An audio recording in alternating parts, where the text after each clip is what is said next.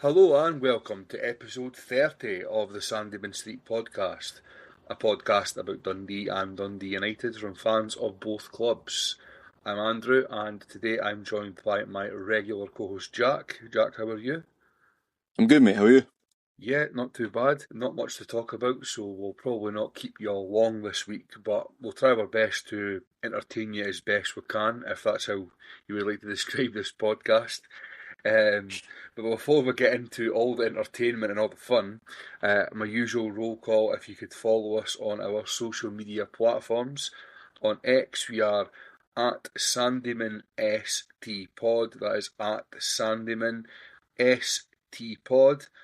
And on Instagram, we are at the Sandeman Street Pod. At the Sandeman Street Pod. We're also on YouTube. Just type in the name of our podcast, you will find it. Give us a subscribe if you can. Share our videos. Give us a like. That is all very much appreciated. And the more you like, the more you subscribe, the more you follow us, the more exposure we get, the more the word goes round and the more listens we get. So it is all really appreciated. If you can do that, that would be great. So thank you very much for that. So, Jack, really there's only one place to start this week, and that is Sunday's game where Dundee took on Rangers at Ibrox. It turned out to be a 3-0 defeat for Dundee, but it's one of the ones where 3-0 probably. I don't think it's. I would go as far as saying that Rangers didn't deserve to win 3-0 because they had the vast majority of the ball, they had all the big chances in the game, but when you're losing 1-0 in the 92nd minute, and by the 95th minute you've lost 3-0, it's a bit galling, isn't it? Yeah, mate. It's never good to see, really. I thought Rangers were clearly the better team. Looking at the highlights, I think they probably deserved to be further ahead than 1-0, but Dundee managed to keep it close until the end, and then their heads kind of dropped when that second one went in, and then pretty quickly afterwards it was 3-0 and it seemed like a bit of a doing in the end. Yeah, it all kind of started from Joe Bevan making his debut, tries a cross-field pass, it gets intercepted. The defence is already obviously trying to push up the pitch in chase of the equaliser. And who was it? Danilo, he slotted in the second goal. Everybody's all over the place. You can't really blame either the goalkeeper or the defenders for that one. And then Gassama puts in a worldie from the edge of the box to really rub our noses in it a bit, to be honest. Good finish, but the Dundee defender should know better considering he scored pretty much a carbon copy of the goal at Dens earlier in the season. So, a bit disappointing in the end with the scoreline, but I think with the recent run we've been on, we're not expected to get much in the way of anything at Ibrox. We took a point earlier in the season. If you were to say to Dundee fans, at the beginning of the season you'll take 1 point out of a possible 6 from Ibrox, I don't think anybody would really complain about that. Maybe even had an argument that we could have took 3 the first time we were there, but this time we were well beaten. I don't think Dundee played particularly badly. I wasn't at the game, but from what I have seen of it, I don't think Dundee were bad. They were very, very defensively organised, which as the season has progressed, you have seen that improving. They have a lot of injuries at centre half. Clark Robertson's now out, as is Billy Koumetio. We've not seen any of Aaron Donnelly for months. Even with 2 injuries to 2 centre halves, he can't even make the bench, so he's clearly out of favour. But Ryan Astley stepped into centre half alongside Luke Graham. Mari Samuels came into left back and Dre Wright shifted over to right back. The thing is with this Dundee team, in the broader picture, should I say, is that they certainly have improved as the season's going on. Now, they've only added 3 players this January, and one of them's not even featured yet. 2 of them have only made a fleeting substitute appearance in the Rangers game. So, from where they were at the end of August after a summer of upheaval, really, to where they are now, you could certainly see that they've been getting coached well. And I know that I'm not trying to blow my own trumpet here, but I know that I was certainly one of the minority who, when Presley was appointed, maybe wasn't happy with it in the beginning, but was willing to give him a chance, was willing to give the new structure a chance with David Longwell, etc. It certainly seems like it's bearing fruit now. well, obviously we're ninth in the league. We should be hoping to strive to do better, in my opinion. But you could see the improvement in the team, the coaching that's obviously went in on the training ground. The players have grown confidence.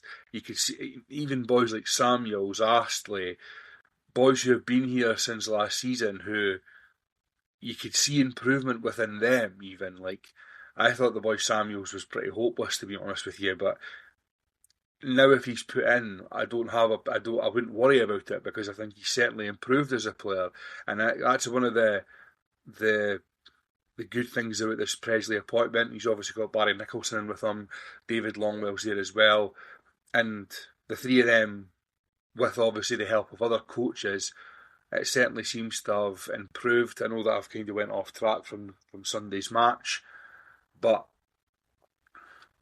going to Ibrox and Parkhead and Tynecastle this season as well, you have to include Hearts in that conversation now. Dundee aren't going to be judged on what they take from them stadiums. Maybe at home you could obviously beat Celtic. We'll give Hearts a right good game, and obviously we've drew at Ibrox, got well beaten the other two times we've played Rangers. But Dundee are not going to be judged on them games. They're going to be judged on games against the other teams in the league. And if it had stayed at 1-0, it would have probably been largely positive. And I think that just because Rangers scored two goals, one goal from a mistake and one very good finish, it shouldn't take away from that. Yeah, mate. You've done well against Old Firm this season. You've played well against the bigger teams. Obviously, they're not the games that you're going to be judged on ultimately, as you said. It's going to be more the teams around you, your Falkirks, your Motherwells, your Kellys, your Livies, United, etc. Yeah, I think Dundee have definitely improved, I feel like, over the season. I think you can see that in their form recently. I think, was it 4 wins out of the last 6, I think, which is very good going, to be honest with you. I think Presley's done a really good job, and I think he got that slack at the start of the season, and it was up to him whether to decide if he wanted to stick at it or not. He's chosen to stick at it and prove the doubters wrong, and he seems to be doing that, mate. I can see it pretty much. I've seen the progression over the season, and Dundee seem to have a bit more about them than they did at the start. So yeah, I think he's doing a really good job. Going back to Aaron Donnelly, I noticed in the paper earlier on that Presley was saying that he sees Ingram as more of a centre half now, and that's why Donnelly wasn't even getting on the bench. What's your take on that bit?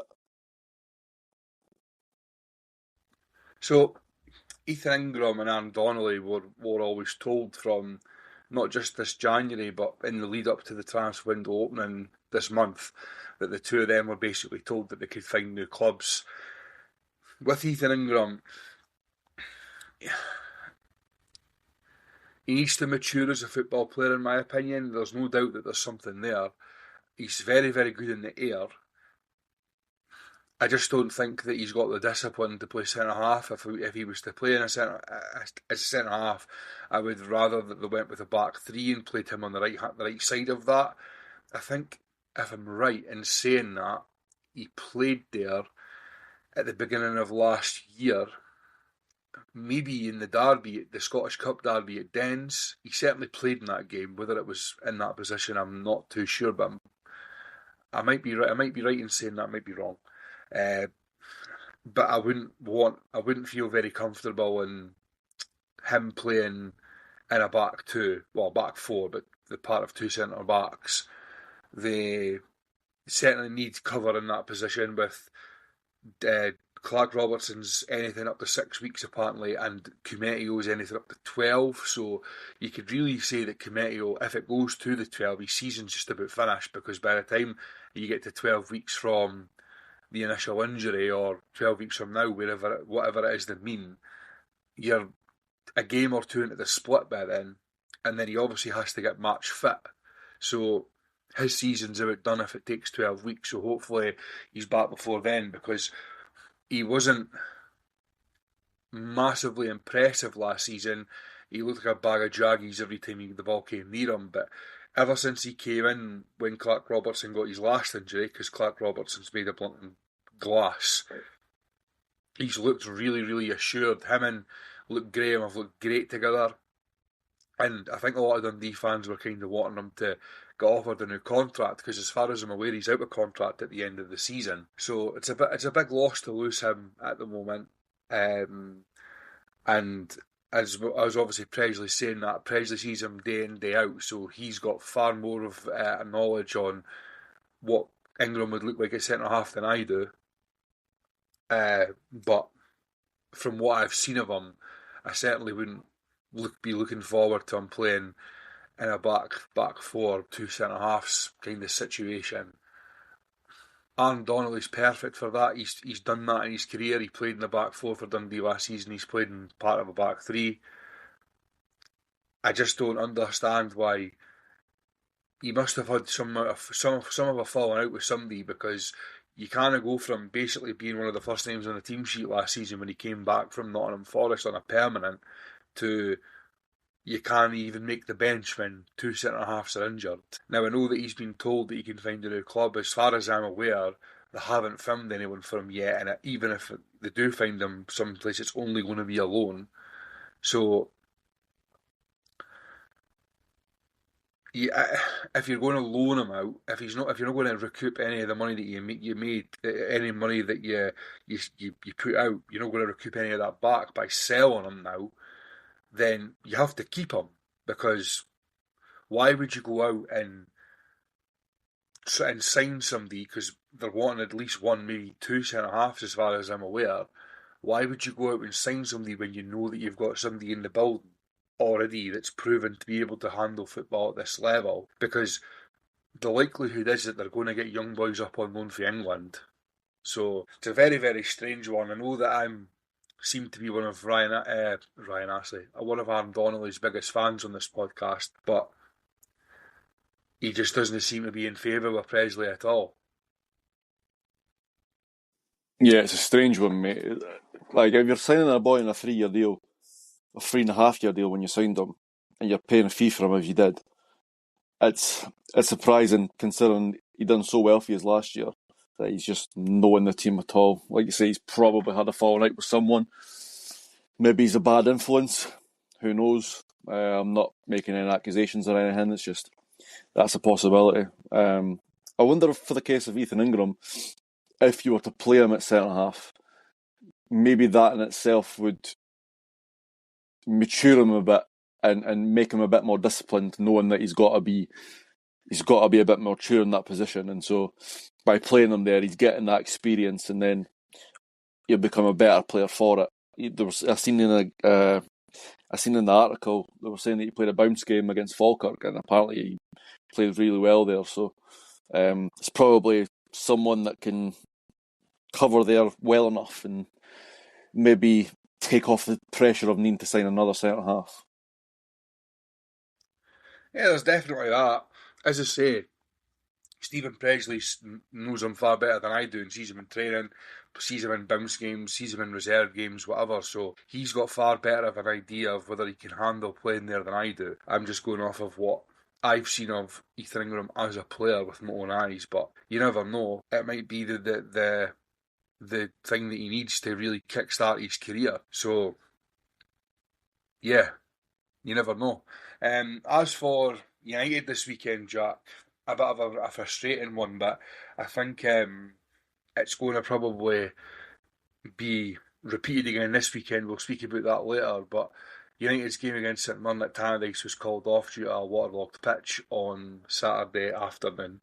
Now, obviously within the not so distant past, Dundee had a lot of bother with their pitch. Now, when I go into a bit of detail about what I'm going to speak about, I want to say this before that I'm not saying that this is what is happening at Tannadice by any stretch of the imagination. It may well be, it probably isn't.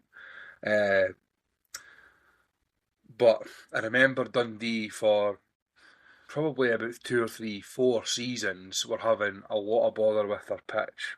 And as soon as it started raining for more than 2 or 3 days, the pitch was waterlogging, and I think, speaking as somebody who isn't got any of idea of the intricacies of how to run a football pitch, I think the problem really lay with the fact that the owners at Dens, or the owners of Dundee, really neglected the pitch.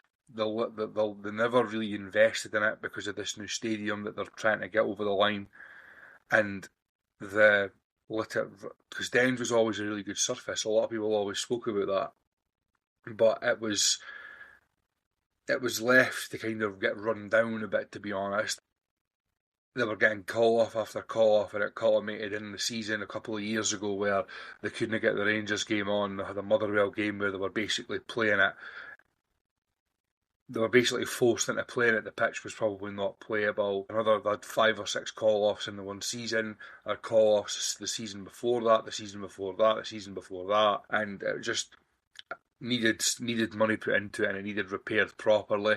And lo and behold, they put a vast sum of money into it in the summer, dug it right up, put new drainage down, I would imagine, and really, really got to work on what the problems were. And ever since, they've never had a call off.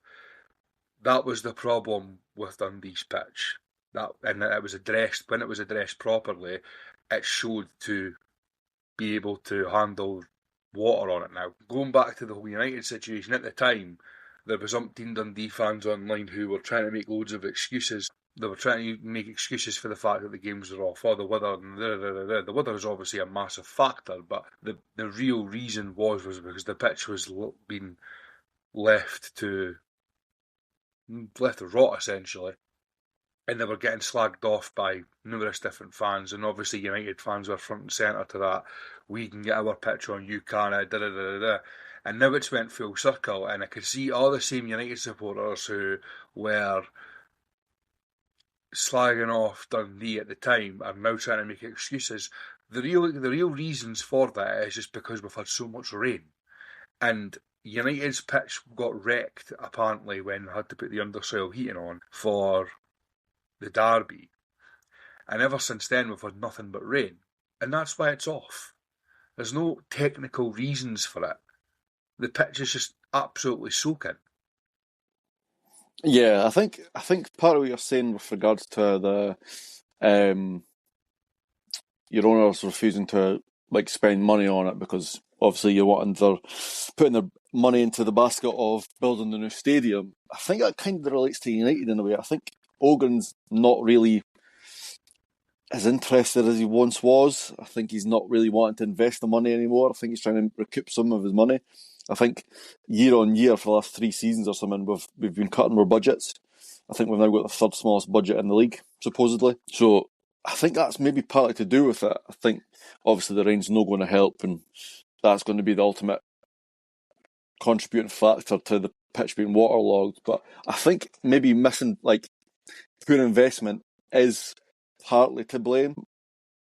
But yeah, obviously it's not great having to get games called off, and we'll end up having to have a bit of fixture congestion because of it, which isn't going to help us. But ultimately we've just got to deal with that and try and make the most of the games when they do eventually come and the rain stops.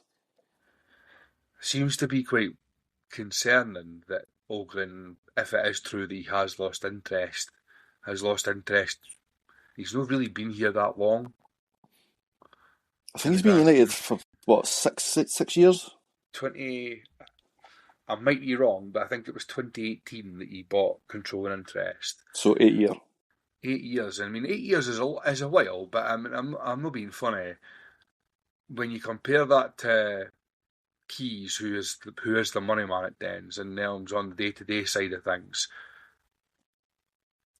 they've been here since 2013, 5 years earlier, and they get a lot of criticism. But I'll tell you something, other than their inability to get planning permission off Dundee City Council for anything that they ask for, and their very, very, very bad track record at appointing managers, you can't really label a lot of criticism at them because they've constantly put their money into Dundee, they've backed managers, they've improved a lot of stuff around Dundee as a club since looking at it before they took over. And I just think that the boy Ogren, he doesn't get a free pass. There is times in his tenure where he has been criticised, but he just seems to go under the radar. And he's not been here that long. And if he's not interested already, that's quite concerning for me. I think, I reckon part of it to do with, so he was trying to invest in a golf course in St Andrews to compete with the old course, and that fell through. I think he got basically scammed, facing fraudster, and I think since then, mate, he's just no interested. If he's lost some money from that, then he's probably, I just want to go to Scotland. But it's a strange one, mate. Obviously, as a United fan, you want your owner to put money into the club.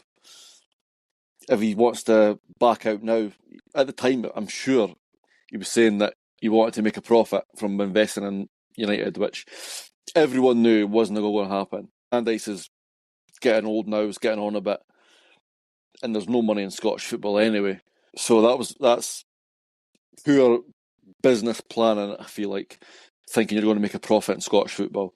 Ultimately, he's not. He's invested, I'm sure, a large amount of money.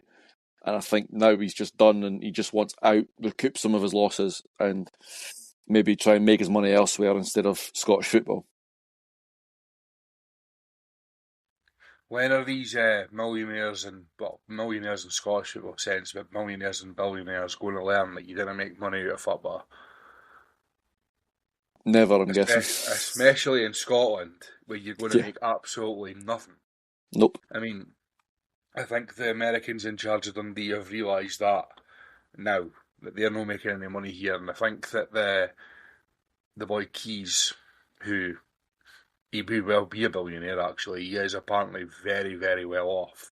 I think he's kind of just accepted the fact that he's just going to have to keep writing off losses. Yeah, I think most owners are going to have to face that prospect. If Keys has got the money, I'm surprised he's not went for a bigger club than Dundee, to be honest. No offence to Dundee, but like, you're worth nearly £1 billion, as you're saying. I don't know if that's true or not. Surely you're going for a team bigger than Dundee to at least put some money in and try and make a bit of money. I'm pretty sure that when they came in, the Americans, one of their major things was for the youth development side. They wanted to develop players. And you look at the academy that Dundee have got now, and they're certainly getting the academy going. The academy at Dens is getting. I mean, you look at it in the past couple of years, they've had Josh Mulligan, they've had Cameron, Finn Robertson's came through and played a lot of minutes in the Dundee first team, Max Anderson. And I'm not saying that Josh Mulligan is in the Scottish media because he plays for Hibs now.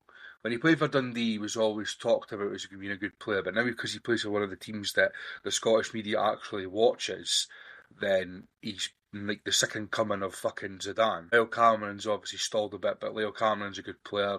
They've now got Luke Graham, who's been talked about as a £1 million player. So the academy certainly get going. They got to the Youth Cup final last season for the first time in about 25 years. So, I mean, Dundee's academy is certainly getting a lot better than it had been. So it's taken them a while, but youth development always does take a wee bit longer, doesn't it? Yeah, youth development's a long-term project, and it's going to take time for you to see the players coming through that you've invested in, and for the system to change, for it to affect them ultimately.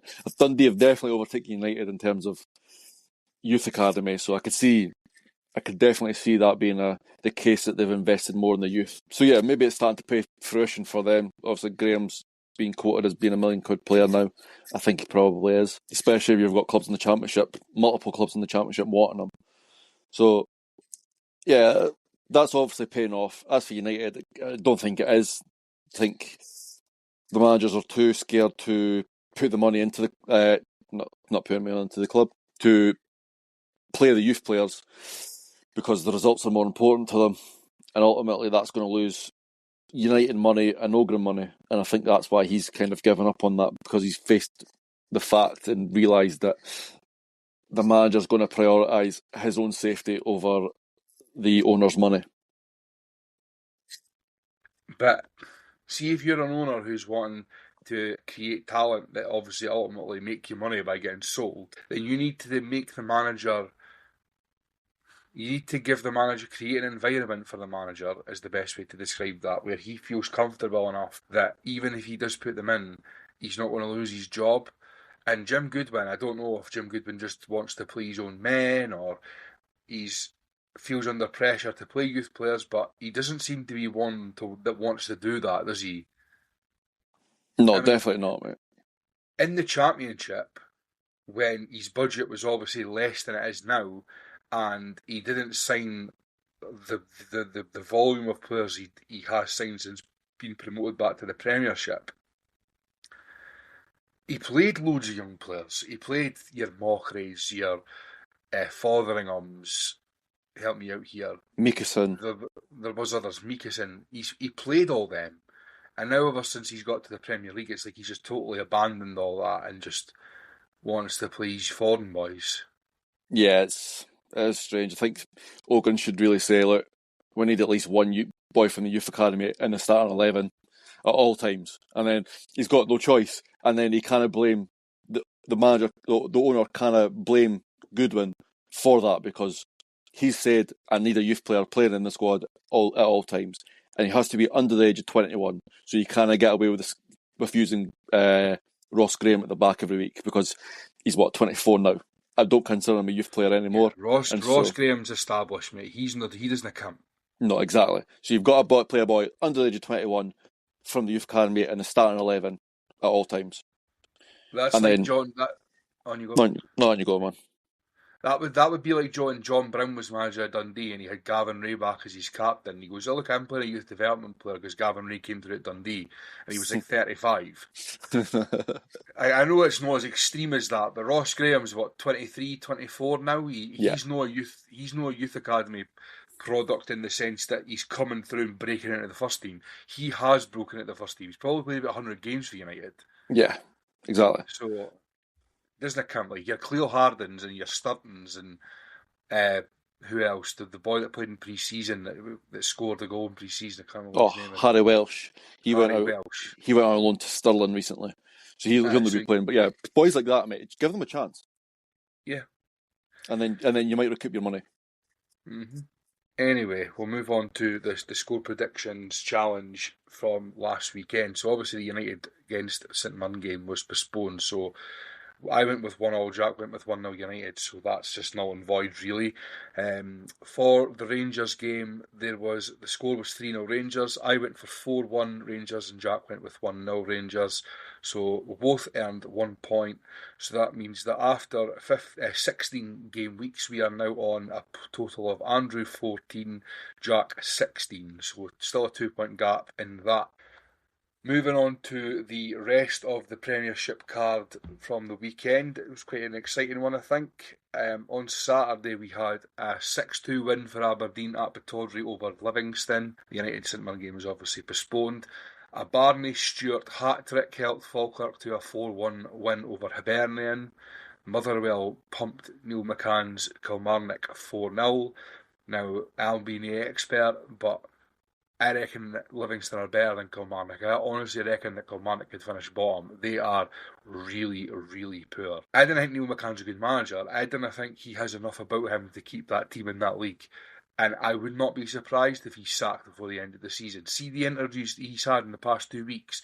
After ourselves in the Scottish Cup and after that Motherwell game, I have seen that interview 100 times when he was Dundee manager. He was actually moaning at one point in his post-match interview about the fourth official and the referee restarted the game when he had called 2 players over to speak to them. Like, we're all of a sudden now like manager breaks for managers to speak to players. Just bizarre. But anyway, on Sunday, great match at Tynecastle. Hearts 2, Celtic 2, and Rangers were 3-0 victors over Dundee. Jack, United have signed a goalie. Potentially. I don't think it's official yet, but we are in talks with Ashton Maynard Brewer from Charlton. which will be a welcome addition. Permanent deal, played on loan at Ross County previously. I think he was there for 6 months. Got recalled, ended up breaking into Charlton's first team in League One, and he's kind of dropped out the picture since then. But you never know, mate. Could be a good signing. I did have a wee look at his stats, and I know stats aren't much to go off of, but I was looking at his save percentage, and obviously that doesn't take into account the quality of the chance or the quality of the shot or whatever. But his save percentage isn't great, and he's Australian, quite like the notorious Baraghetti. Hello, darkness, my old friend. Yeah, mate. Terrifying at the prospect. And, mate, surprisingly, Baraghetti has a better save percentage at United than what this Mena Brewer has in his entire career. So that's quite a stat. In fairness to Baraghetti, he wasn't exactly short on shots to save in that United. Well, that's true, mate. But I think he averaged 71% at United. This Mena Brewer's about 67 throughout his entire career. So that's lower than Dave Richards and Kucherenko as well. But you never know, mate. He could have been better since then, could have improved training at Charlton. So we'll never know. It could be a good signing. It is a welcome addition. It allows Rory Adams to go back out on loan, probably to East Fife again, get him first team football. But yeah, he's potentially in the door. Apparently we've got a couple of pre-contract offers out there as well for a few other boys. Don't know anything about them, just I know that there's offers out there. And finally, Julius Eskinson's apparently been told he can leave. Signed him from Norway last season, I think it was. Not broken to the team, not really done much, and he's been told he's allowed to leave. So yeah, he won't be much missed. I think he probably could do a job, we don't play a position where he fits in, so he'll be gone soon. Anything for Dundee? So there's been another bid from Portsmouth for Luke Graham, apparently. Stephen Presley had a bit of a go at his agent, and since there's been a new article today, I think was released, where Stephen Presley said he had spoken to Luke Graham's agent. Luke Graham's agent had assured him that the story didn't come from him, and Stephen Presley actually said on record that he had apologised for saying that it was him. So a lot of stuff's going on there. According to the boys at the Evening Telly, or the Evening Telly and the Courier or whatever that do the Twa Teams podcast, George Cran obviously being the writer for Dundee, the asking price, I think they were saying this is a bit of a, maybe not so much tongue-in-cheek, but they weren't saying this as like an absolute fact, that the price for Luke Graham has probably went up, considering that there is a lot of interest. Bids have been rejected, and we've now only got really two fit centre-halves, because you're not really including Aaron Donnelly if he's not playing, as we discussed earlier. So I think, and obviously anything can happen, and Dundee have been on the end of a few deadline day sales, especially when it comes to, like, well, if Celtic are in the mix, because Celtic seem to want to sign everybody about 3:30 in the morning when the transfer deadline shut, especially when they're bare Dundee colours. But if I was to put my neck on the line, I would say that I would predict that Luke Graham is a Dundee player in February. I think he'll go in the summer. I don't think he'll be at Dundee next season.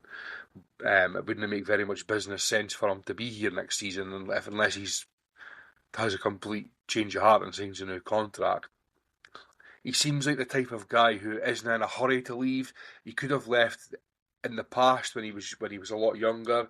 He had trials at, I think, Sheffield United and Arsenal, and he was offered contracts as a youth player, and he decided to sign for us when he was obviously already here, but he decided to sign professional terms here. And then he had multiple loans: Lockheed United, Albion Rovers, Falkirk, Montrose. He actually played with one of our good friends at Montrose, and he raves about him. So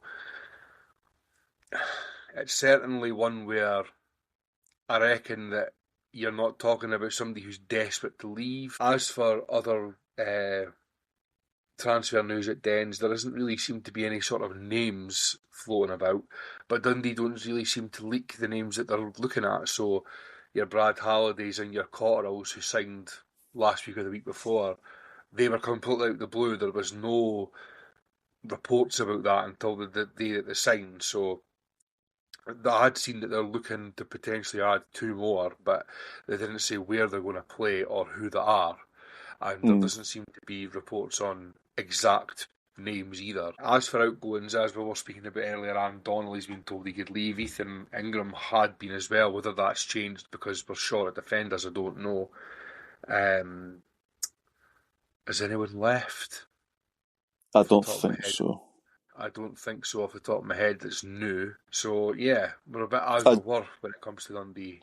I do have potentially a wee Dundee transfer uh, interest. So United were Okay. linked with Kyle McAllister, but I've read elsewhere that supposedly it's actually Dundee that are after him, and it's just a classic mix-up between the two clubs. So potentially Dundee are interested in Kyle McAllister from Forest Green Rovers. Mm-hmm. One of my pals was telling me about that actually the other day in terms of he was linked with United, right winger by left foot. Well, you've got Congreve and Yagan who are going to start every week unless injured or suspended. You've got Bevan in the door who could play either side, I think, but did come on on the right side at the weekend to make his debut. It would be good to have options if he's going to sign permanently. He's obviously been down in England for a while now. He was at St Mirren, he went away to Derby as a youngster, came back to St Mirren, and then he went back down south. There was one that played for, pretty sure he played for Forest Green Rovers, because when we had this conversation, me and my pal, about McAllister being linked with United, I said about this guy who I'd love Dundee to sign. I think he's a great player, but he's maybe out with Dundee's price range. I'm pretty sure he went to Forest Green and he's now at Tranmere. But he was at Wraith Rovers as a young boy. Regan Hendry, Oh, he was at United as well as a youngster. Yeah, was he? yeah, Because he was in I'm pretty Academy. sure that Wraith got him from Celtic. Oh, maybe a different one then. Um, Are you thinking yeah. of Regan Tumulty? Oh, that's who I'm thinking of. That's it. Yeah, you're right. Yeah. So I'm just typing in his name now. He's at Mansfield now. Mm. He's 28 years old and he plays for Mansfield. He was at Wraith and he did go to Forest Green. He went to Forest Green in 2021, 53 games. He then had he had 90 games for Tranmere, and then in 2025 he signed for Mansfield. He's only made 9 appearances, 2 goals, according to Wikipedia. That might be a wee bit inaccurate, but I always liked him. He's a centre or midfielder. I always thought he was a good player, so I don't know if he's one on the radar, but I just a name that I've threw out there. Fair enough. Anyway, we'll move on to the weekend's upcoming games. So we'll briefly touch on the United game actually first of all, because like I was saying earlier, it's absolutely pissing them today, and it's been pissing down for the past few days, and it's forecast to piss down for the rest of the week. So United's game against Hearts is probably in jeopardy. Yeah, mate. That's really surprising given the weather and the state of the pitch. Probably not a good thing to miss 2 weeks in a row worth of football if it doesn't go ahead. But like you say, you can't really blame anyone or anything for it. It's just that's the weather, mate, and just got to hope that the pitch can somehow dry up and the storm's not as bad as what they say it's going to be. So, yeah, it's not ideal, but if we can get a goalie in the door, it gives them a chance to bed in potentially and gives us a chance for the Hibs game midweek during that.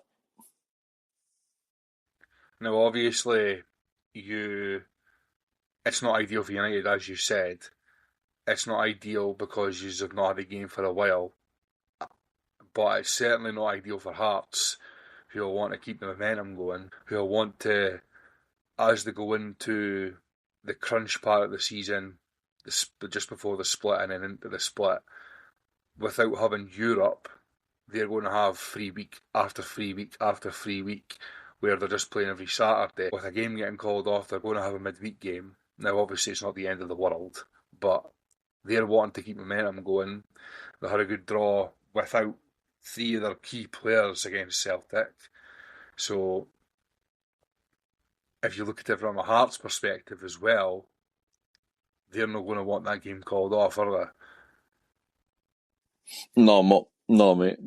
Momentum wins matches essentially, and if you're going to be on a good run, you want that run to keep going.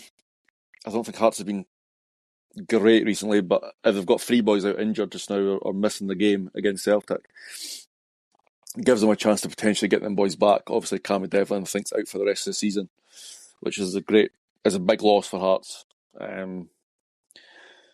But I don't know about the other couple of boys that were missing, but they're going to want the game to go ahead. Obviously, the less midweek games they have, the better for both teams, really. It's just up to the gods whether the game goes ahead, and if it does, I'm hopeful. Obviously, United get a result, but I'm not going to keep my hopes up that the game does go ahead. So moving on to the Dundee side of things, Dundee are actually playing St Mirren in Paisley this weekend. It's one of the games where, if you're an outsider looking in, you would actually, I'd imagine that you'd probably have Dundee as your favourites, given St Mirren's recent results. They haven't been in good form at all, ever since they won the League Cup, really. But I'm a Dundee fan and I've seen this movie before, so I'm certainly going to be giving St Mirren the credit they deserve because I think they're a good team and they're just not showing it at the moment. Dundee were through in Paisley earlier this season and it was a narrow 1-0 defeat, but they didn't. That was back in the time where they were really, really poor and they didn't show very much in that game. They've obviously, as we've spoken about, they've improved since then.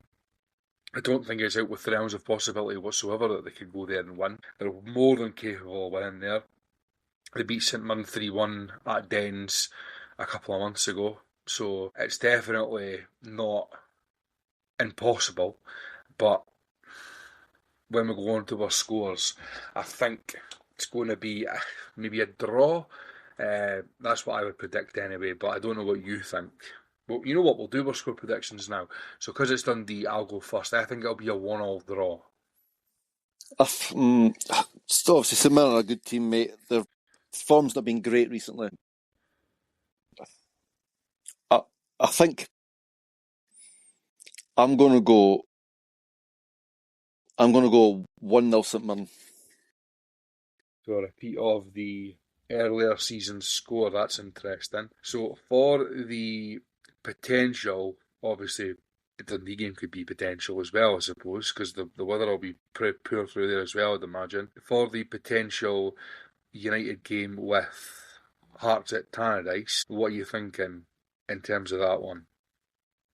I'm going to. It's been a really close game the last few times we've played each other. I think there's not been much in it at all. Hearts have had a few injuries. I'm going to give United the chance here. I'm going to go 2-1 United. Okay, interesting. So, as you say, it's obviously been close at Hearts. Was it 3-2 Hearts at Tannadice very early in the season? Then it was a draw at Tynecastle. I reckon that Hearts will nick it.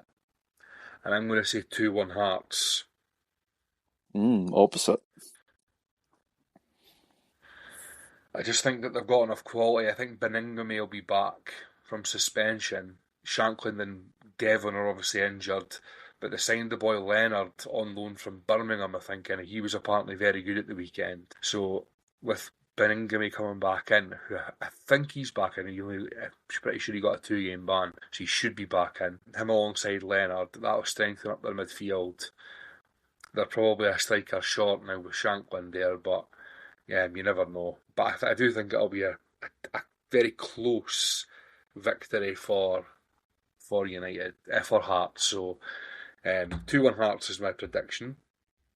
But we'll move on to the Futbology challenge.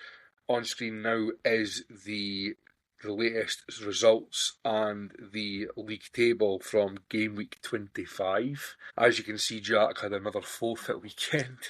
Shock. Martin had a 1-1 draw from 2013 and I had a 0-0 draw from 2022. So discussing Martin's game first of all, from the Saturday, January the 26th, 2013, it was a 1-1 draw between United and Ross County. The managers were Peter Houston and Derek Adams. We'll go through the team lineups just a second. There was a crowd of 5,117 for United starting 11. Szczesniak, Dillon, Douglas, Gunning, Watson, Armstrong, Flood, Mackay-Steven, Rankin, Daly and Russell. And on the bench, Banks, McLean, Gardine, Miller, Ryan, Scatchell and Dow. For Ross County, their starting 11 was Brown, Monroe, Boyd, Okonomu, Kovacevic, Lawson, Britton, Vigurs, Quinn, Sprowell and Morrow. And on the bench, Fraser, Fitzpatrick, Tokley, McPhee, Cooper, Stevens and Glenn. The scorers were Mackay-Steven on 52 and Britton on 82. Any memories of that game at all, Jack? What do you think, mate? Absolutely nothing. No. Absolutely nothing at all. No, I don't remember anything about that at all. As for my game was a game on Wednesday, January 26th, 2022, a 0-0 draw between St Johnstone and Dundee at McDiarmid Park with a crowd of 4,135. The managers were Callum Davidson and James McPake. For St Johnstone, their starting 11, Clark, Gordon, Cleary, McCart, McPherson, Davidson, Butterfield, Booth, Brown, Hendry and Shifche. And on the bench, Parish, Mahon, Gallagher, Gilmore, Craig, Crawford, Middleton, Kane and May. And on the Dundee starting 11 was Legsdons, Elliott, Fontaine, Kerr, Sweeney, Anderson, Byrne, McGowan, Griffiths, McCowan and McMullen. And on the bench, Lawler, Sharp, Adam, Chapman, McDade, Mulligan, Robertson, Jakubiak and McGinn. Obviously there was no scorers. The referee was Bobby Madden. The only thing that I remember about this game was obviously Chifchi was playing for St Johnstone, and in the first half he got subbed after about 10-15 minutes.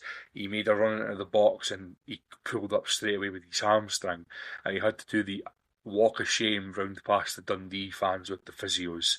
And as you could imagine, all sorts of hand gestures and songs were being made towards Nadir Chifchi that night. So one of the funny ones, it was all typical football banter, I suppose, but yeah, quite a funny one. But that leaves the league table looking like what it is on screen. Martin on 31 points now, myself on 25 and Jack behind on 16. So, as we look forward to potential games against St Mirren Hearts this weekend, we'll leave it at that. So thank you very much for listening. As always, if you can follow us on our social media platforms, that would be great. As I said earlier on X, we are at Sandeman ST Pod, and on Instagram we are at the Sandeman Street Pod. You can also find us on YouTube, just type in our name, the Sandeman Street Podcast. Give us a like, give us a follow, subscribe to our YouTube channel, like our videos, all that jazz. So from Jack and from myself, thanks very much and bye for now.